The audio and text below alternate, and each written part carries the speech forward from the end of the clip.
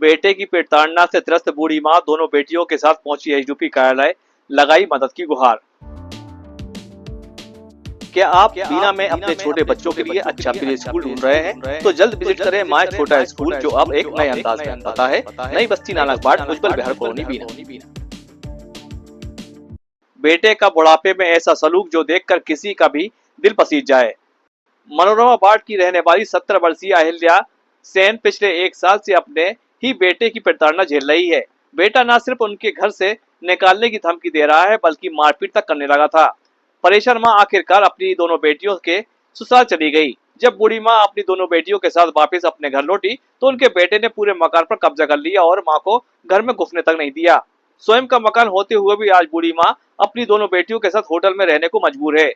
थाने के चक्कर लगाने के बावजूद जब न्याय नहीं मिला तो आज गुरुवार दोपहर करीब 3 बजे अहिल्या सेन अपनी दोनों बेटियों के साथ एसडीओपी कार्यालय पहुंची।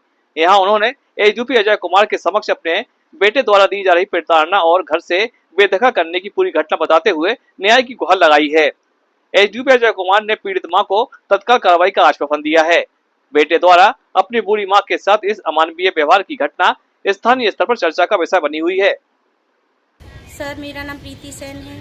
मेरे पापा 2024 में ख़त्म हुए थे, 29 सितंबर को।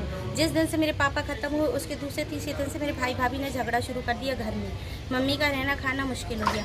मैं अपने ससुराल चली गई, ये अपने ससुराल चली गई। इनके जाने के बाद, मेरे जाने के बाद मम्मी से झगड़ा करते रहे।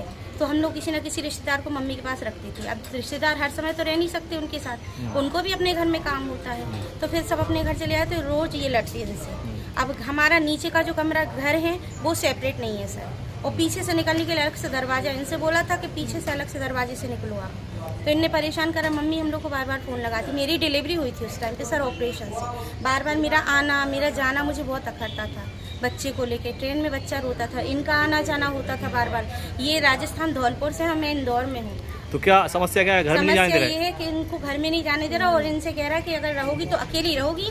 ये दोनों स्टेपनी तुम्हारे साथ नहीं रहेंगे। स्टेपनी बोल रहा है। अभी कितने दिन से अभी चक्कर लगा रही हो आप लोग घर के? हम लोग सर जब से इनको लेके गए हैं, पुलिस के द्वारा लेके गए थे, तो जब से इनको लेके गए हम लोग 6-7 बार चक्कर लगा चुके। तो घर नहीं जाने दे रहे हो? नहीं, तो जब हम लोग पापा का श्राद्ध करने आए थे सर, तो इनने हमें शाम को ही वापस भगा दिया। तो हम अपने चाचा के घर रुके, फिर हम दोबारा पुलिस के पास आए। जब पुलिस ने हमें अंदर किया तब हमने श्राद्ध किया पापा का। तो अभी कहाँ रुके हैं आप लोग? अभी हम लोग वंदना होटल में। होटल में रुके हैं। अभी पुलिस से क्या शिकायत की आपने? पुलिस से हमने ये शिकायत की कि सर कल हम शाम को प्रयागराज से उतरे और हम सुबह मतलब शाम को 7:30 से रात के 2 बजे तक बैठे रहे वहाँ पे, लेकिन इसने हमें घर में नहीं। आप लोग चाहते हो कि घर पहुँच जाए? हम घर जाएं सर, हमें हमारा हक मिले।